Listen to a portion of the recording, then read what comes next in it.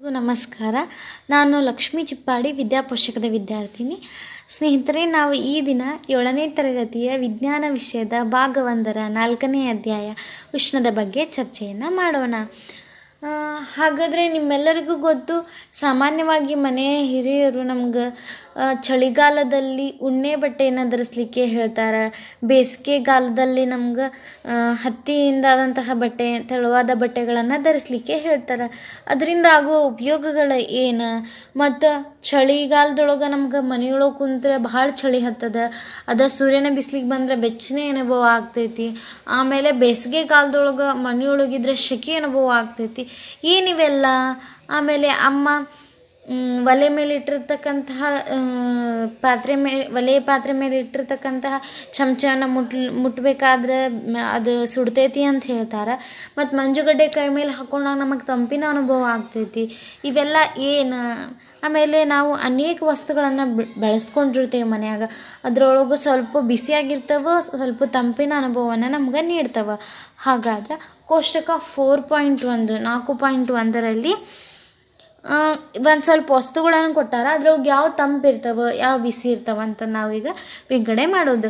Ice cream ತಂಪಾಗಿರ್ತೈತಿ, ಅದನ್ನು ಅವರ ಗುರ್ತು ಮಾಡ್ಯಾರ. ಚಹಾದ ಲೋಟದಲ್ಲಿರುವ ಚಮಚ, ಸಾಮಾನ್ಯವಾಗಿ ಚಹಾ ಬಿಸಿ ಇರ್ತದೆ, ಅದರೊಳಗೆ ಚಮಚ ಇಟ್ಟರೆ ಚಮಚನೂ ಸಹ ಬಿಸಿ ಇರ್ತೈತಿ. ಮತ್ತು ಹಣ್ಣಿನ ರಸ ಅದು ತಂಪಾಗಿ ಇದ್ದಿರ್ತೈತಿ. ಬಾಣಲೆ ಹಿಡಿಕೆ, ಸಾಮಾನ್ಯವಾಗಿ ಬಾಣಲೆ ಹಿಡಿಕೆಯನ್ನು ಇದು ಕಟ್ಟಿಗೆಯಿಂದ ಮಾಡಿರ್ತಾರೆ ಅಥವಾ ಪ್ಲಾಸ್ಟಿಕ್ನಿಂದ ಮಾಡಿರ್ತಾರೆ. ಬಾಣಲೆ ಬಿಸಿಯಾಗಿದ್ರೂ ಸಹ ಅದ್ರ ಹಿಡಿಕೆ ತಂಪಾಗೆ ಇದ್ದಿರ್ತೈತಿ. ಆದ್ದರಿಂದ ಐಸ್ ಕ್ರೀಮ್ ತಂಪಾಗಿರ್ತೈತಿ. ಚಹಾದ ಲೋಟದಲ್ಲಿರುವ ಚಮಚ ಬಿಸಿಯಾಗಿರ್ತೈತಿ. ಹಣ್ಣಿನ ರಸ ತಂಪಾಗಿರ್ತೈತಿ. ಬಾಣಲೆ ಹಿಡಿಕೆನೂ ಸಹ ತಂಪಾಗಿ ಇದ್ದಿರ್ತೈತಿ. ಹಾಗಾದ್ರೆ ಈ ತಂಪು ಮತ್ತು ಒಂದು ವಸ್ತು ಎಷ್ಟು ತಂಪದ, ಎಷ್ಟು ಬಿಸಿ ಅದ ಅನ್ನೋದು ನಾವು ಸ್ಪರ್ಶ ಜ್ಞಾನದಿಂದ ನೋಡಬಹುದು. ಹಾಗಾದ್ರೆ ಎರಡು ತಂಪಾದ ವಸ್ತುಗಳು ಯಾವುದು ಹೆಚ್ಚಿಗೆ ತಂಪದ, ಯಾವುದು ಕಡಿಮೆ ತಂಪದ, ಎರಡು ಬಿಸಿಯಾದ ವಸ್ತುಗಳು ಯಾವ್ದು ಜಾಸ್ತಿ ಬಿಸಿ ಅದ, ಯಾವ್ದು ಕಡಿಮೆ ಬಿಸಿ ಅದ ಅಂತಂದು ನಾವು ಹೆಂಗೆ ಚೆಕ್ ಮಾಡೋದು? ಬರೀ ಸ್ಪರ್ಶ ಜ್ಞಾನದಿಂದ ನಂಬ್ಕೊಂಡ್ರೆ ಆಗ್ತದನ? ಅದು ಅಷ್ಟು ವಿಶ್ವಾಸ ಇದೇನ? ಒಮ್ಮೆ ನಾವು ಮೋಸನೂ ಹೋಗಬಹುದು. ಹಾಗಾದ್ರೆ ಇದು ಗೊತ್ತಾಗುವಂತಹ ಒಂದು ಚಟುವಟಿಕೆ ನಾವೀಗ ಮಾಡೋಣ. ಈ ಚಟುವಟಿಕೆ ಒಳಗೆ ಏನು ಮಾಡೋದು? ಮೊದಲು 3 ಸಮಗಾತ್ರದ ಬೀಕರ್ನ ತೆಗೆದುಕೊಳ್ಳೋದು. ಅವುಗಳಿಗೆ ನಾವು ABC ಅಂತ ಹೇಳಿ ಗುರ್ತು ಮಾಡ್ಕೊಳ್ಳೋದು. ಈಗ ಏನು ಮಾಡೋದು? ಬೀಕರ್ A ಒಳಗೆ ತಣ್ಣೀರು ಹಾಕೋದು, ಬೀಕರ್ B ಒಳಗೆ ಬಿಸಿ ನೀರು ಹಾಕೋದು. ಬೀಕರ್ A ಒಳಗೆ ತಣ್ಣೀರು, ಬೀಕರ್ B ಒಳಗೆ ಬಿಸಿ ನೀರು, ಬೀಕರ್ C ಒಳಗೆ ಬಿಸಿ ನೀರು ಪ್ಲಸ್ ತಣ್ಣೀರಿನ ಮಿಶ್ರಣವನ್ನು ಹಾಕೋದು.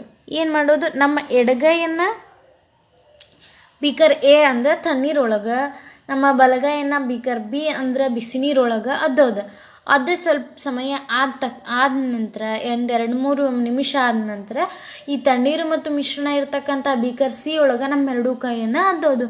ಏನು ಅನುಭವ ಆಗ್ತದೆ? ಏನಂದ್ರೆ ನಮ್ಮ ಎಡಗೈನ ತಣ್ಣೀರಿರ್ತಕ್ಕಂಥ ಬೀಕರ್ A ಒಳಗೆ ಅದ್ದಿರ್ತೇವೆ. ನಾವು ಅದನ್ನು C ಒಳಗೆ ಅದ್ದಿದ್ರೆ ಅಲ್ಲಿ ನಮಗೆ ತಂಪಿನ ಅನುಭವನ ಆಗ್ತದೆ. ಆಮೇಲೆ ಬೀಕರ್ B ಒಳಗೆ ಬಿಸಿನೀರು ಇರ್ತದೆ, ಅದ್ರೊಳಗೆ ನಮ್ಮದು ಬಲಗೈ ಅದ್ದಿರ್ತೇವೆ.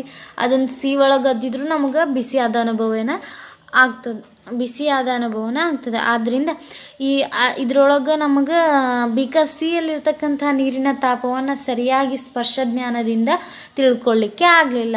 ಆದ್ದರಿಂದ ಇಂತಹ ತಂಪು ಮತ್ತು ಬಿಸಿಯನ್ನು ಗುರ್ತು ಹಿಡಿಲಿಕ್ಕೆ, ಅವುಗಳನ್ನು ನಾವು ತೀರ್ಮಾನ ಮಾಡಲಿಕ್ಕೆ ಸ್ಪರ್ಶ ಜ್ಞಾನ ಅಷ್ಟು ಸೂಕ್ತವಾದಂತಹ ತಂತ್ರ ಅಲ್ಲ ಅಂತ ಹೇಳಿ ನಮಗೆ ಗೊತ್ತಾಯ್ತು. ಹಾಗಾದ್ರೆ ಈ ಒಂದು ವಸ್ತುವಿನ ಉಷ್ಣತೆಯನ್ನು ಅಳಿಲಿಕ್ಕೆ ಒಂದು ಸಾಧನ ಬೇಕಾಯ್ತು, ಅದನ್ನು ಅಳತೆ ಮಾಡಲಿಕ್ಕೆ ಒಂದು ವಿಧಾನ ಬೇಕಾಯ್ತು. ಅದ್ರ ಬಗ್ಗೆ ಚರ್ಚೆ ಪ್ರಾರಂಭ ಆಯ್ತು. ಅವಾಗೇನಾಯ್ತು? ವಸ್ತುವಿನ ಉಷ್ಣತೆಯ ಮಟ್ಟದ ಒಂದು ವಿಶ್ವಸನೀಯ ಅಳತೆಗೆ ನಾವು ತಾಪ ಅಂಥೇಳಿ ಕರಿತೇವೆ. ವಸ್ತುವಿನ ಉಷ್ಣತೆಯ ಮಟ್ಟದ ಒಂದು ವಿಶ್ವಸನೀಯ ಅಳತೆಯನ್ನು ನಾವು ತಾಪ ಅಂಥೇಳಿ ಕರಿತೇವೆ. ತಾಪವನ್ನು ಅಳೆಯಲು ಬಳಸುವ ಸಾಧನವನ್ನು ನಾವು ತಾಪಮಾಪಕ ಅಂಥೇಳಿ ಕರಿತೇವೆ. ವಸ್ತುವಿನ ಉಷ್ಣತೆಯ ಮಟ್ಟದ ಒಂದು ವಿಶ್ವಸನೀಯ ಅಳತೆಯೇ ಅದರ ತಾಪ. ತಾಪವನ್ನು ಅಳೆಯಲು ಬಳಸುವ ಸಾಧನವೇ ತಾಪಮಾಪಕ. ಹಾಗಂದ್ರೆ ನಮಗೆ ಒಂದು ವಸ್ತುವಿನ ಉಷ್ಣತೆಯನ್ನು ಅಳಿಲಿಕ್ಕೆ ಅದರದ್ದು ಒಂದು ವಿಶ್ವಾಸನೀಯ ಅಳತೆಗೆ ನಾವೀಗ ಅದರ ತಾಪ ಅಂತ ಹೇಳಿದ್ವಿ. ಆ ತಾಪವನ್ನು ಅಳಿಲಿಕ್ಕೆ ಬಳಸ್ತಕ್ಕಂಥ ಸಾಧನವನ್ನು ನಾವು ತಾಪಮಾಪಕ ಅಂತಂದು ಹೇಳಿದ್ವಿ.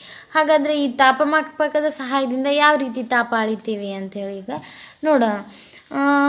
ನಾವು ಸಾಮಾನ್ಯವಾಗಿ ನಮ್ಗೆ ಆರಾಮಿರದೇ ಇರೋ ಟೈಮ್ ಒಳಗೆ ಅಥವಾ ನಮ್ಮ ಮನ್ಯಾಗ ಯಾರಿಗಾದ್ರೂ ಹುಷಾರಿರಲಿಲ್ಲ ಅಂತಂದ್ರೆ ವೈದ್ಯರನ್ನ ಮನೆಗೆ ಕರ್ಕೊಂಬಂದಿರ್ತೀವಿ. ಅವಾಗ ಅವ್ರು ನಮ್ಗೆ ಒಂದು ಟ್ಯೂಬ್ ಟೈಪ್ ಇರೋದು ಗ್ಲಾಸಿಂದ ನಳಿಕೆ ಇರ್ತಕ್ಕಂತಹ ಒಂದು ಥರ್ಮಾಮೀಟ್ರನ್ನ ಬಾಯೊಳಗೆ ಇಟ್ಕೊಂಡು ಕೊಡ್ತಾರೆ. ಏನದು ಅಂತ ನೀವು ನಿಮ್ಮ ಹಿರಿಯರಿಗೆ ಕೇಳಿರ್ತೀರಿ. ಅವ್ರದಕ್ಕೆ ಏನಂದಿರ್ತಾರೆ, ಜ್ವರ ಬಂದಾಗ ನಮ್ಮ ದೇಹದ ಉಷ್ಣತೆ ತಾಪ ಹೆಚ್ಚಿಗೆ ಆಗಿರ್ತದೆ, ಅದ್ರ ಮೂಲಕ ಜ್ವರನ ಡಾಕ್ಟ್ರ್ ಕಂಡು ಹಿಡಿತಾರ ಅಂತ ಹೇಳಿರ್ತೇವೆ. ಹಾಗಾದ್ರೆ ಈ ಅದರಲ್ಲಿರ್ತಕ್ಕಂಥ ತಾಪಮಾಪಕವನ್ನು ನಾವು ವೈದ್ಯಕೀಯ ತಾಪಮಾಪಕ ಅಂಥೇಳಿ ಕರಿತೇವೆ. ಹಾಗಾದ್ರೆ ಇವತ್ತದು ಯಾವ ರೀತಿ ಆಗಿರ್ತದೆ ಮತ್ತು ಅದ್ರ ಹೆಂಗೆ ಓದೋದು ಅಂಥೇಳಿ ನಾವೀಗ ನೋಡೋಣ. ನಮ್ಮ ದೇಹದ ತಾಪವನ್ನು ಅಳೆಯಲು ಬಳಸುವ ತಾಪಮಾಪಕವನ್ನು ನಾವು ವೈದ್ಯಕೀಯ ತಾಪಮಾಪಕ ಅಂಥೇಳಿ ಕರಿತೀವಿ. ನಮ್ಮ ದೇಹದ ತಾಪವನ್ನು ಅಳಿಲಿಕ್ಕೆ ಬಳಸ್ತಕ್ಕಂತಹ ತಾಪಮಾಪಕವನ್ನು ನಾವು ವೈದ್ಯಕೀಯ ತಾಪಮಾಪಕ ಅಂಥೇಳಿ ಕರಿತೀವಿ. ನಮ್ಮ ದೇಹದ ತಾಪವನ್ನು ಅಳೆಯುವ ತಾಪಮಾಪಕವನ್ನು ವೈದ್ಯಕೀಯ ತಾಪಮಾಪಕ ಅಂಥೇಳಿ ಕರಿತೀವಿ. ಸಾಮಾನ್ಯವಾಗಿ ಇದು 35 ಡಿಗ್ರಿ ಸೆಲ್ಸಿಯಸ್ನಿಂದ ಹಿಡಿದು 42 ಡಿಗ್ರಿ ಸೆಲ್ಸಿಯಸ್ನಲ್ಲಿ ಇರ್ತಕ್ಕಂಥ ತಾಪವನ್ನು ಅಳಿಬಹುದು ಈ ತಾಪಮಾಪಕ ಅಂತ. ಇಲ್ಲಿ ಚಟುವಟಿಕೆ 1ರಲ್ಲಿ ಏನು ಕೊಟ್ಟಿದ್ದಾರೆ, ನೀವು ಆ ಒಂದು ತಾಪಮಾಪಕವನ್ನು ಮನೆಯಲ್ಲಿ ಇಸ್ಕೊಂಡು ಅಥವಾ ನಿಮ್ಮ ಮನೆಯಲ್ಲಿ ಇರ್ತಿರ್ಲಿಲ್ಲ ಅಂದರೆ ನಿಮ್ಮ ಸ್ನೇಹಿತರ ಮನೆಯಲ್ಲಿ ಇಸ್ಕೊಂಡು ನಿಮ್ಮ ತಾಪವನ್ನು ಚೆಕ್ ಮಾಡ್ಕೊಳ್ಳಿಕ್ಕೆ ಹೇಳ್ಯಾರ. ಆಮೇಲೆ ಈ ತಾಪಮಾಪಕ ಹೆಂಗಿರ್ತದ ಅಂತಂದ್ರೆ, ವೈದ್ಯಕೀಯ ತಾಪಮಾಪಕವು ಕಿರಿದಾದ ಸಮಗಾತ್ರದ ಉದ್ದನೆಯ ಗಾಜಿನ ನಳಿಕೆಯನ್ನು ಹೊಂದಿದೆ. ಇದು ಕಿರಿದಾದ ಸಮಗಾತ್ರದ ಉದ್ದನೆಯ ಗಾಜಿನ ನಳಿಕೆ ಈ ವೈದ್ಯಕೀಯ ತಾಪಮಾಪಕ ಇರ್ತೈತಿ ಮತ್ತು ಹೇಳಿ ಅದರದ್ದು ಒಂದು ತುದಿಗೆ ಗಾಜಿನ ಬುರುಡೆ ಇದ್ದು ಪಾದರಸವನ್ನು ಹೊಂದಿದೆ. ಗಾಜಿನ ಬುರುಡೆಯಿಂದ ಹೊರಗೆ ಪಾದರಸದ ಹೊಳೆಯುವ ಒಂದು ಎಳೆಯನ್ನು ನಾವು ನೋಡಬಹುದು. ಈಗೇನಾಯ್ತು, ಇದು ತಾಪಮಾಪಕ ಒಂದು ಉದ್ದನೆಯ ಕಿರಿದಾದ ಸಮಗಾತ್ರದ ಗಾಜಿನ ನಳಿಕೆ ಇರ್ತೈತಿ. ಅದ್ರ ಒಂದು ಭಾಗದೊಳಗೆ ಗಾಜಿನ ಬುರುಡೆ ಇರ್ತೈತಿ, ಅದ್ರೊಳಗೆ ಪಾದರಸ ಇರ್ತೈತಿ. ಅದರಿಂದ ಒಂದು ಹೊಳೆಯುವ ಪಾದರಸದ ಎಳೆ ಹೊರಗೆ ಬಂದಿರ್ತೈತಿ. ಈ ಎಲ್ಲ ವ್ಯವಸ್ಥೆಯನ್ನು ಒಟ್ಟುಗೂಡಿಸಿ ವೈದ್ಯಕೀಯ ತಾಪಮಾಪಕ ಅಂಥೇಳಿ ಕರೀತಾರೆ. ಹಾಗಾದ್ರೆ ನಾ ಆಗಲೇ ಹೇಳ್ದಂಗೆ ಇದ್ರೊಳಗೆ ನಾವು 35 ಡಿಗ್ರಿ ಸೆಲ್ಸಿಯಸ್ನಿಂದ ಹಿಡಿದು 42 ಡಿಗ್ರಿ ಸೆಲ್ಸಿಯಸ್ ಇರ್ತಕ್ಕಂಥ ತಾಪವನ್ನು ಅಳಿತೇವೆ. ಈ ತಾಪಮಾಪಕದ ಮೇಲೆ ಒಂದು ಅಳತೆ ಪಟ್ಟಿಯನ್ನು ಕಾಣಿಸ್ತೈತಿ. ಇದಕ್ಕೆ ನಾವು ಸೆಲ್ಸಿಯಸ್ ಅಳತೆ ಪಟ್ಟಿ ಅಂತ ಹೇಳಿ ಕರಿತೇವೆ. ಇದನ್ನು ಸಾಮಾನ್ಯವಾಗಿ ಡಿಗ್ರಿ ಸೆಲ್ಸಿಯಸ್ನಿಂದ ನಾವು ಅಳಿತೇವೆ. ಇದ್ರೊಳಗೆ ನಾವು 35ರಿಂದ ಹಿಡಿದು 42 ತನಕ ಡಿಗ್ರಿ ಸೆಲ್ಸಿಯಸ್ನಲ್ಲಿ ಇರ್ತಕ್ಕಂಥ ತಾಪವನ್ನು ಅಳಿಬಹುದಾಗೈತಿ. ಹಂಗಂದ್ರೆ ಇದನ್ನು ಓದೋದು ಹೆಂಗೆ ಅಂಥೇಳಿ ಈಗ ನಮ್ಗೆ ಗೊತ್ತಾಗಬೇಕು. ಹಾಗಂದ್ರೆ ಇದನ್ನು ಓದೋದು ಹೆಂಗೆ ಅಂಥೇಳಿ ನಮಗೆಲ್ಲರಿಗೆ ಗೊತ್ತಾಗಬೇಕು. ಸಾಮಾನ್ಯವಾಗಿ ಈ ಅಳತೆ ಪಟ್ಟಿ ಒಳಗೆ ಇದು ಥರ್ಮೋಮೀಟ್ರ್ ಒಳಗೆ ವೈದ್ಯಕೀಯ ತಾಪಮಾಪಕದೊಳಗೆ ಎರಡು ದೊಡ್ಡ ಗೆರೆಗಳ ನಡುವೆ ಇರ್ತಕ್ಕಂಥ ತಾಪದ ವ್ಯತ್ಯಾಸ 1 ಡಿಗ್ರಿ ಸೆಲ್ಸಿಯಸ್ ಆಗೈತಿ. ಹಂಗಂದ್ರೆ 35 ಡಿಗ್ರಿ ಸೆಲ್ಸಿಯಸ್ ಇದು ದೊಡ್ಡದ ಒಂದು ಗೆರೆ ಅಳತೆ, ಇದು 37 ಡಿಗ್ರಿ ಸೆಲ್ಸಿಯಸ್ ಇನ್ನೊಂದು ದೊಡ್ಡ ಗೆರೆ ಅಳತೆ. ಹಾಗಾದರೆ ಅದರ ನಡುವೆ ಇರ್ತಕ್ಕಂಥ ತಾಪದ ವ್ಯತ್ಯಾಸ 37 - 36 ಅಂದರೆ 1 ಡಿಗ್ರಿ ಸೆಲ್ಸಿಯಸ್ನಷ್ಟು ಅದರ ನಡುವೆ ಇರ್ತಕ್ಕಂಥ ತಾಪದ ಅಳತೆ ಆಗೈತಿ. ಹಾಗಾದರೆ ಈ ಎರಡು ದೊಡ್ಡ ಗೆರೆಗಳ ನಡುವೆ 10 ಸಣ್ಣ ಗೆರೆಗಳು ಅದಾವ. ಹಂಗಂದ್ರೆ ಈ ಎರಡು ದೊಡ್ಡ ಗೆರೆಗಳ ನಡುವೆ 10 ಸಣ್ಣ ಗೆರೆಗಳು ಅದಾವ. ಹಂಗಂದ್ರೆ ಒಂದು ಸಣ್ಣ ಗೆರೆ = 1/10 ಅಂದರೆ 1/10. ಅದರಿಂದ ಒಂದು ಸಣ್ಣ ಗೆರೆಯ ಅಳತೆ 0.1 ಡಿಗ್ರಿ ಸೆಲ್ಸಿಯಸ್ ಅಂದರೆ 0.1 ಡಿಗ್ರಿ ಸೆಲ್ಸಿಯಸ್ನಷ್ಟು ಒಂದು ಸಣ್ಣ ಅಳತೆ ಆಗ್ತೈತಿ. ಅದರಿಂದ ಈಗ ನಾವು ಅದನ್ನು ಅಳತೆ ಮಾಡಿದರೆ 36 ಡಿಗ್ರಿ ಸೆಲ್ಸಿಯಸ್, 36.1, 36.2, 36.3, 36.4, 36.5, 36.6, 36.7, 36.8, 36.9, 37 ಇದು ರೀತಿ ಒಂದು ಸಣ್ಣ ಗೆರೆಯ ಅಳತೆ 0.1 ಡಿಗ್ರಿ ಸೆಲ್ಸಿಯಸ್ ಆಗಿರ್ತೈತಿ. ಹಾಗಾದರೆ ನಮಗೀಗ ಯಾವ ರೀತಿ ತಾಪಮಾಪಕವನ್ನು ಓದಬೇಕನ್ನೋದು ಗೊತ್ತಾಯ್ತು. ಹಾಗಂದ್ರೆ ಈ ತಾಪಮಾಪಕವನ್ನು ಓದಬೇಕಾದ್ರೆ ನಮ್ಗೆ ಏನು ಅದನ್ನು ಬಳಸಬೇಕಾದ್ರೆ ನಮಗೆ ಏನು ಮುನ್ನೆಚ್ಚರಿಕೆಗಳು ಬೇಕು ಅನ್ನೋದೇನೀಗ ನೋಡೋಣ. ತಾಪಮಾಪಕದ ಬಳಕೆಗೆ ಮುನ್ನ ಮತ್ತು ನಂತರ ನಂಜು ನಿರೋಧಕ ದ್ರಾವಣದಲ್ಲಿ ಅದನ್ನು ತೊಳ್ಕೊಬೇಕು. ನೀವು ಹಾಸ್ಪಿಟಲ್ಗೆ ಹೋದಾಗ, ಆಸ್ಪತ್ರೆಗೆ ಹೋದಾಗ ನಿಮ್ಮನ್ನು ಪರೀಕ್ಷಿಸಿದ ನಂತರ ಆ ಒಂದು ವೈದ್ಯಕೀಯ ತಾಪಮಾಪಕವನ್ನು ಒಂದು ಬಿಸಿನೀರಿರ್ತಕ್ಕಂತಹ ಪಾಣೆಯಲ್ಲಿ ಅವರು ಅದನ್ನು ಅತ್ತಾರ. ಅದರೊಳಗೆ ಅವರು ಆ್ಯಂಟಿಸೆಪ್ಟಿಕ್ ಅಂತ ಏನು ಕರಿತೀವಿ, ನಂಜು ನಿರೋಧಕ, ಅದನ್ನು ಹಾಕಿರ್ತಾರೆ. ಬಳಸುವ ಮೊದಲು ಪಾದರಸದ ಮಟ್ಟ 35 ಡಿಗ್ರಿಗಿಂತ ಕಡಿಮೆ ಐತೆ ಇಲ್ಲ ಅಂತ ಹೇಳಿ ಚೆಕ್ ಮಾಡ್ಕೋಬೇಕು. ಅದದ್ದು ಅಲ್ಲಿ ಹೊಳೆಯುವ ಒಂದು ಪಾದರಸದ ಎಳೆ ಆ ನಳಿಕೆ ಒಳಗೆ ಇರ್ತೈತಲ್ಲ, ಅದು ನಾವು ಉಪಯೋಗಿಸೋಕ್ಕಿಂತ ಮೊದಲು 35 ಡಿಗ್ರಿ ಸೆಲ್ಸಿಯಸ್ಗಿಂತ ಕಡಿಮೆ ಇರಬೇಕು. ಆಮೇಲೆ ತಾಪಮಾಪಕವನ್ನು ಕಣ್ಣಿನ ದೃಷ್ಟಿಯ ನೇರದಲ್ಲಿ ಹಿಡಿದು ಪಾದರಸದ ಮಟ್ಟವನ್ನು ಓದಬೇಕು. ಆಮೇಲೆ ಅದನ್ನು ನಾವು ಓದಬೇಕಾದ್ರೆ ಅದು ತಾಪಮಾಪಕ ನಮ್ಮ ದೃಷ್ಟಿಗೆ ನೇರವಾಗಿ ಇದ್ದಿರ್ಬೇಕು. ಅದನ್ನು ಯಾವುದೇ ಗಟ್ಟಿ ವಸ್ತುವಿಗೆ ತಾಕಿಸ್ಬಾರ್ದು. ಆಮೇಲೆ ಅದು ಓದಬೇಕಾದ್ರೆ ಆ ಥರ್ಮಾಮೀಟರ್ದು ಏನು ಗಾಜಿನ ನಳಿಕೆಯೊಳಗೆ ಒಂದು ಇದು ಇರ್ತೈತಲ್ಲ, ಬುರುಡೆ, ಅದನ್ನು ಹಿಡ್ಕೊಂಡಿರಬಾರ್ದು. ಇವಷ್ಟು ಮುನ್ನೆಚ್ಚರಿಕೆ ಕ್ರಮಗಳು. ಮೊದಲನೇದಾಗಿ ಅದನ್ನು ನಂಜು ನಿರೋಧಕದೊಳಗೆ ತೊಳೆದಿರ್ಬೇಕು. ಆಮೇಲೆ ಅದ್ರದ್ದು ಪಾದರಸದ ಮಟ್ಟ 35ಕ್ಕಿಂತ ಕಡಿಮೆ ಇರಬೇಕು ಯೂಸ್ ಮಾಡೋಕ್ಕಿಂತ ಮೊದಲು. ಆಮೇಲೆ ನಾವು ಅದನ್ನು ಕಣ್ಣಿನ ದೃಷ್ಟಿಗೆ ನೇರವಾಗಿ ಹಿಡಿದು ಓದ್ಕೋಬೇಕು. ಯಾವುದೇ ಗಟ್ಟಿ ವಸ್ತುವಿಗೆ ಅದನ್ನು ತಾಕಿಸ್ಬಾರ್ದು. ಆಮೇಲೆ ಓದಬೇಕಾದ್ರೆ ಆ ಗಾಜಿನ ಬುರುಡೆಯಲ್ಲಿ ಪಾದರಸ ಇರ್ತೈತಲ್ಲ, ಅದ್ರ ಮೇಲೆ ಕೈ ಹಿಡ್ಕೊಂಡಿರಬಾರ್ದು. ಮತ್ತು ಅದೇ ಇಲ್ಲಿ ಸಹ ತಾಪಮಾಪಕ ನಂಜು ನಿರೋಧಕ ದ್ರಾವಣದಲ್ಲಿ ಅದನ್ನು ತೊಳ್ಕೊಬೇಕು. ಅದನ್ನ ಯಾವುದೇ ಗಟ್ಟಿ ವಸ್ತುವಿಗೆ ಮುಟ್ಟಿಸ್ಬಾರ್ದು. ಆಮೇಲೆ ಅದನ್ನು ಹೆಂಗೆ ಯೂಸ್ ಮಾಡಬೇಕಂತಂದ್ರೆ, ಅದನ್ನು ತಾಪಮಾಪಕದ ಬುರುಡೆಯು ನಾಲಿಗೆ ಕೆಳಗೆ ಬರುವಂತೆ ಇಟ್ಕೋಬೇಕು. 1 ನಿಮಿಷ ಆದ ನಂತರ ತೆಗೆದು ನಮ್ಮ ದೇಹದ ತಾಪಮಾಪಕವನ್ನು ಓದಬೇಕು. ಮಾನವನ ಸಾಮಾನ್ಯ ದೇಹದ ತಾಪ 35 ಡಿಗ್ರಿ ಸೆಲ್ಸಿಯಸ್ ಇರ್ತೈತಿ. ತಾಪವನ್ನು ಅದರ ಏಕಮಾನದಿಂದ ನಮೂದಿಸುವುದನ್ನು ಗಮನಿಸಿ. ತಾಪದ ಏಕಮಾನ ಡಿಗ್ರಿ ಸೆಲ್ಸಿಯಸ್ನಿಂದ ಇರ್ತೈತಿ. ಯಾವಾಗಲೂ ನಮ್ಮ ದೇಹದ ತಾಪವನ್ನು ಡಿಗ್ರಿ ಸೆಲ್ಸಿಯಸ್ನಿಂದ ನಾವು ಬರಿತೇವೆ. ಸಾಮಾನ್ಯವಾಗಿ ಆರೋಗ್ಯವಂತ ಮಾನವನ ದೇಹದ ತಾಪ 35 ಡಿಗ್ರಿ ಸೆಲ್ಸಿಯಸ್ ಇದ್ದಿರ್ತೈತಿ. ಅವಾಗ ಇಲ್ಲಿ ಏನು ಚಟುವಟಿಕೆ ಅದ, ನಿಮ್ಮ ತರಗತಿ ಒಳಗಿರ್ತಕ್ಕಂಥ ನಿಮ್ಮ ಸ್ನೇಹಿತರದ್ದು ಹೆಸರು ಬರ್ಕೊಂಡು ಅವ್ರ ದೇಹದ ತಾಪಮಾಪಕವನ್ನು ನೀವು ಚೆಕ್ ಮಾಡ್ಕೋಬೇಕು. ಹಂಗೆ ಚೆಕ್ ಮಾಡಿದಾಗ ನಮ್ಗೆ ಏನು ಅನ್ನಿಸ್ತದೆ, ಒಬ್ಬೊಬ್ರದ್ದು 37 ಸಾಮಾನ್ಯವಾಗಿ ಆರೋಗ್ಯವಂತ ಮಾನವನ ದೇಹದ ತಾಪ ಅಂತ ಹೇಳ್ತೇವೆ. ಒಬ್ಬರದ್ದು ಹೆಚ್ಚಿಗೆ ಆಗಿರ್ತೈತಿ, ಒಬ್ಬರದ್ದು ಕಡಿಮೆ ಆಗಿರ್ತೈತಿ ಅಂತ ನಿಮ್ಗೆ ಅನ್ನಿಸ್ತೈತಿ. ಆದರೆ ಅದು 35 ಹೆಂಗಿರ್ತೈತಿ ಅಂತಂದರೆ ಹೆಂಗೈತೆ ಬಹಳಷ್ಟು ಜನ ಆರೋಗ್ಯವಂತರ ದೇಹದ ಸರಾಸರಿ ತಾಪ ಅದಾಗೈತಿ 35. ಬಹಳಷ್ಟು ಜನ ಆರೋಗ್ಯವಂತರ ವ್ಯಕ್ತಿಯ ದೇಹದ ತಾಪ 37 ಡಿಗ್ರಿ ಸೆಲ್ಸಿಯಸ್ ಆಗೈತಿ. ಹಾಗಾದ್ರೆ ನಾವೀಗ ವೈದ್ಯಕೀಯ ತಾಪಮಾಪಕವನ್ನು ನೋಡಿದ್ವಿ. ಹಾಗಂದ್ರೆ ಮತ್ತು ಲ್ಯಾಬ್ದಾಗ ಒಂದೊಂದು ಇದ್ದಿರ್ತೈತಿ. ಅದಕ್ಕೆ ನಾವು ವೈದ್ಯಕೀಯ ತಾಪಮಾಪಕ ಅಂತ ಹಾಸ್ಪಿಟಲ್ ಒಳಗೆ ಬಳಸೋದು ನಾವು ವೈದ್ಯಕೀಯ ತಾಪಮಾಪಕ ಅಂತ ಹೇಳಿ ಕರೆದ್ವಿ. ಮತ್ತು ಪ್ರಯೋಗಾಲಯದಲ್ಲಿ ಬಳಸ್ತಕ್ಕಂಥ ತಾಪಮಾಪಕವನ್ನು ನಾವು ಪ್ರಯೋಗಶಾಲಾ ತಾಪಮಾಪಕ ಅಂಥೇಳಿ ಕರಿತೀವಿ.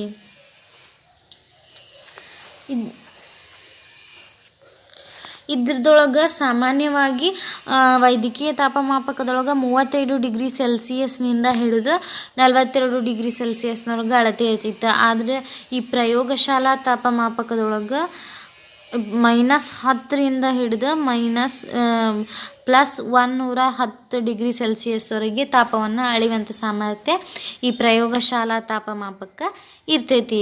ನೀವು -10 ಡಿಗ್ರಿ ಸೆಲ್ಸಿಯಸ್ನಿಂದ ಹಿಡಿದು 110 ಡಿಗ್ರಿ ಸೆಲ್ಸಿಯಸ್ನಲ್ಲಿರ್ತಕ್ಕಂಥ ಯಾವುದೇ ತಾಪವಾದಂಥ ವಸ್ತುವಿನ ತಾಪಮಾನವನ್ನು ಇಲ್ಲಿ ಅಳಿಬಹುದು.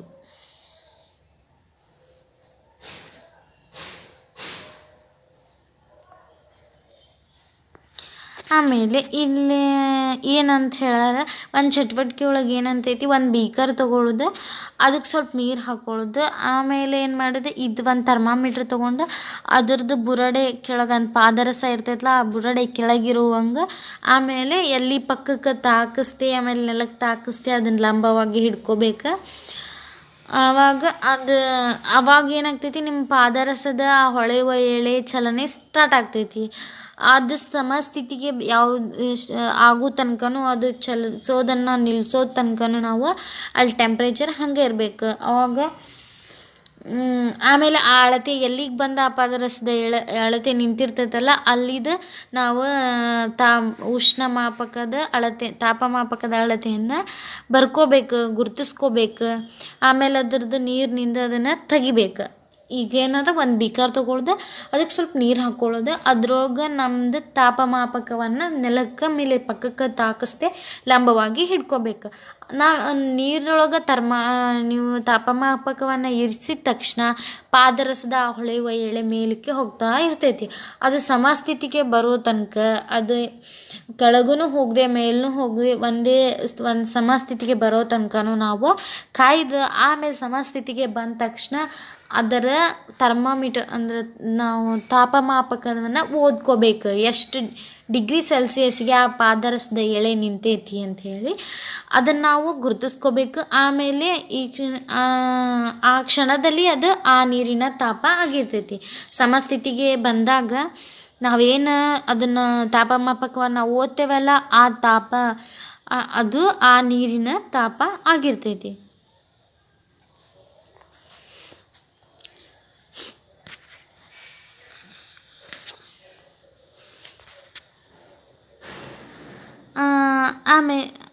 ಆಮೇಲೆ ಏನಾಗ್ತೈತಿ, ಈಗಿನ ಚಟುವಟಿಕೆ ಅದು ಈಗ ಹೆಂಗೆ ವೈದ್ಯಕೀಯ ತಾಪಮಾಪಕ ಬಳಸಿ ನಾವು ತಾಪವನ್ನು ಅಳೆಯೋದು ಗೊತ್ತಾಯ್ತು. ಪ್ರಯೋಗಾಲಯದಲ್ಲಿ ಬಳಸ್ತಕ್ಕಂಥ ತಾಪಮಾಪಕದಿಂದನೂ ನಾವು ತಾಪವನ್ನು ಅಳೆಯೋದು ಗೊತ್ತಾಯ್ತು.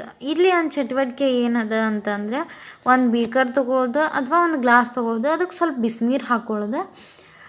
ಆವಾಗ ತಾಪಮಾಪಕವನ್ನು ನೀರಿನೊಳಗೆ ಅದ್ದುದು, ಅದು ಸಮಸ್ಥಿತಿಗೆ ಬರೋ ತನಕ ಕಾಯೋದು. ಆಮೇಲೆ ಇದನ್ನು ನಾವು ಚಟುವಟಿಕೆ ಹೆಂಗೆ ಮಾಡೇವಲ್ಲ ಹಂಗೆ ಬಿಸಿ ನೀರು ಯೂಸ್ ಮಾಡ್ಕೊಂಡು ಮಾಡೋದು. ಒಂದು ಬೀಕರ್ ತೊಗೊಳ್ಳೋದು ಅಥವಾ ಒಂದು ಗಾಜಿನ ಲೋಟ ತೊಗೊಳ್ಳೋದು, ಅದಕ್ಕೆ ಸ್ವಲ್ಪ ಬಿಸಿನೀರು ಹಾಕೋದು. ಅದಾದಮೇಲೆ ಅದ್ರೊಳಗೆ ಒಂದು ತಾಪಮಾಪಕವನ್ನು ಅದ್ದೋದು, ಎಳೆ ಸಮಸ್ಥಿತಿಗೆ ಬರೋ ತನಕ ಕಾಯೋದು. ಸಮಸ್ಥಿತಿಗೆ ಬಂದ ಮೇಲೆ ಅದು ನೀರಿನಿಂದ ಹೊರಗೆ ತೆಗೆಯೋದು. ಅವಾಗ ಏನಾಯ್ತು ಅಂತ ನಾವು ಎಚ್ಚರಿಕೆಯಿಂದ ಗಮನಿಸ್ಬೇಕು. ಬಿಸಿ ನೀರಿನಿಂದ ತಾಪಮಾಪಕವನ್ನು ತೆಗೆದ ತಕ್ಷಣ ಪಾದರಸದ ಮಟ್ಟದಲ್ಲಿ ಇಳಿಕೆ ಆಯಿತು.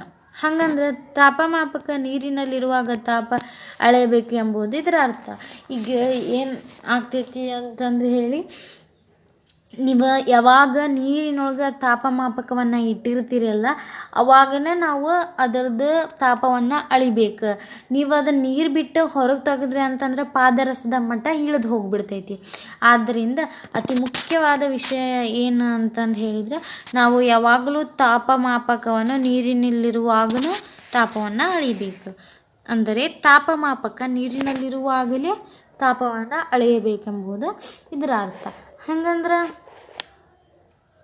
ನಮ್ದು ಏನಿರ್ತೈತಿ ಅಂದ್ರೆ ನಮ್ಮ ಡಾಕ್ಟರ್ಸ್ ನಮ್ಗೆ ಏನು ಮಾಡ್ತಾರೆ, ಮೊದಲು ನಮ್ಮ ಬಾಯಿ ಒಳಗೆ ಅದನ್ನು ಇಟ್ಕೊಳ್ಳಿಕ್ಕೆ ಕೊಡ್ತಾರೆ ಥರ್ಮಾಮೀಟರ್ ತಾಪಮಾಪಕ.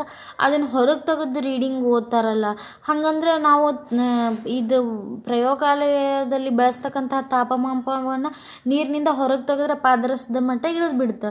ಹಂಗೆ ನಮ್ಮ ಬಾಯೊಳಗಿದ್ದಂಥ ತಾಪಮಾಪಕವನ್ನು ತೆಗೆದ್ರೆ ಅದ್ರದ್ದು ಪಾದರಸದ ಮಟ್ಟ ಇಳಿಲಿಲ್ಲ. ಹಾಗಂದ್ರೆ ಇದಕ್ಕೆ ಕಾರಣ ಏನು, ಅದು ಎಷ್ಟು ಮಟ್ಟಿಗೆ ಮಟ್ಟಿಗೆ ಸರಿ ಅಂತಂದು ಹೇಳಿ ನಾವೀಗ ಈಗ ಏನು ಈ ಪ್ರಯೋಗಾಲಯದಲ್ಲಿ ಇಂತಹ ಅವಶ್ಯಕತೆಗಳನ್ನು ಸರಿದೂಗಿಸಲು, ಇಂಥ ಸಮಸ್ಯೆಯನ್ನು ಸರಿದೂಗಿಸಲು ತಮ್ಮ ಅವಶ್ಯಕತೆಗೆ ಬೇಕಾದಂತೆ ಆ ಉಪಕರಣಗಳನ್ನು ಸಿದ್ಧ ಮಾಡಿರ್ತಾರೆ. ಇಲ್ಲಿ ಒಂದು ಏನು ಮಾಡಿರ್ತಾರೆ ಅಂಥೇಳಿ ಬುರುಡೆಯ ಹತ್ತಿರ ಒಂದು ವಕ್ರತೆಯನ್ನು ಅವರು ಸೃಷ್ಟಿ ಮಾಡಿರ್ತಾರೆ. ಈ ಚಿತ್ರದಲ್ಲಿ ನಿಮಗೆ ಕಾಣಿಸ್ಬೋದು. ಇದು ಪಾದರಸದ ಮಟ್ಟವು ತಾನಾಗಿಯೇ ಕುಸಿಯುವುದನ್ನು ಅದೇನು ಮಾಡ್ತೈತಿ, ತಡೆಗಟ್ತೈತಿ. ಇದು ಬಹಳ ಮುಖ್ಯವಾದಂಥ ವಿಷಯ. ಈ ವ್ಯವಸ್ಥೆ ಪ್ರಯೋಗಶಾಲಾ ತಾಪಮಾಪಕದಲ್ಲಿ ಇರೋದಿಲ್ಲ. ವೈದ್ಯಕೀಯ ತಾಪಮಾಪಕದಲ್ಲಿ ಬುರುಡೆಯ ಹತ್ತಿರ ಗಾಜಿನ ಬುರುಡೆ, ಪಾದರಸದಿಂದ ತುಂಬಿರುವಂಥ ಗಾಜಿನ ಬುರುಡೆಯ ಹತ್ತಿರ ವಕ್ರತೆಯನ್ನು ಸೃಷ್ಟಿ ಮಾಡಿರ್ತಾರೆ. ಒಂದು ವಕ್ರತೆಯನ್ನು ಅವರಲ್ಲಿ ಸೃಷ್ಟಿ ಮಾಡಿರ್ತಾರೆ. ಇದು ಪಾದರಸದ ಮಟ್ಟ ತಾನಾಗಿ ಕುಸಿಯುವುದನ್ನು ತಡಿತೈತಿ ಅಂತ ನಮ್ಗೆ ಗೊತ್ತಾಯ್ತು. ಆಮೇಲೆ ಈ ಪಾದರಸ ನಿಮ್ಗೆಲ್ಲರಿಗೂ ಗೊತ್ತೈತಿ, ಇದು ಬಹಳ ವಿಷಕಾರಿಯಾದಂತಹ ವಸ್ತು. ಯಾವುದೇ ಕಾರಣಕ್ಕೂ ಇದು ನಮ್ಮ ದೇಹದೊಳಗೆ ಹೋಗಬಾರ್ದು. ಆದ್ದರಿಂದ ಆಮೇಲೆ ಅದು ಒಡೀತಂದ್ರೆ ಅದನ್ನು ವಿಲೇವಾರಿ ಮಾಡುವುದು ಬಹಳ ಕಷ್ಟ ಆಗ್ಯದ. ಆದ್ದರಿಂದ ಈ ಪಾದರಸವನ್ನು ಬಳಸದೇ ಇರ್ತಕ್ಕಂಥ ತಾಪಮಾಪಕಗಳು ಬಂದವು. ಅದರ ಚಿತ್ರ ನಿಮಗಿಲ್ಲೇ ಕಾಣಿಸಕತ್ತೈತಿ.